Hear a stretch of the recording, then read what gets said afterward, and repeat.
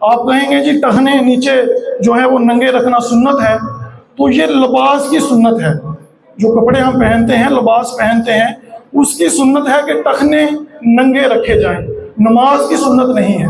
नमाज में जरूरी है कि हम कपड़ों को फोल्ड ना करें, चाहे नीचे को हो या चाहे ऊपर को हो, दोनों साइडों पे फोल्ड नहीं कर सकते। ये पैंट लंबी है, शलवार लंबी है, तो उसको चाहिए ऐसे ही नमाज पढ़ ले।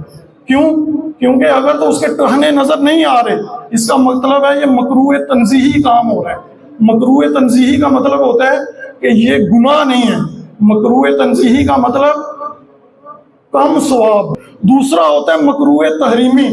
अब बंदा के मकरूह तंजीही नहीं करना, मैं सवाब च कमी नहीं चाहता, तो मैं जरा ना पेंट फोल्ड करके अपने टहने नंगे कर लेना, तो उन पेंट फोल्ड करके है तू मकरूह तहरीमी काम कर ले।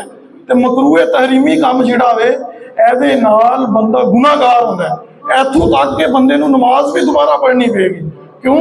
क्योंकि उन्हें हदीस की मुखालफत की है कि सरकार ने फरमाया वला नकुफ़्फ़ु सौबा, यानी हमें हुक्म दिया गया कि हम कपड़े ना समेटें, कि आप शलवार ही छोटी सिलवाएं ताकि आपके टखने नंगे नजर आएं, चाहे लिबास में या चाहे नमाज के अंदर भी आपके टखने नंगे नजर आएं।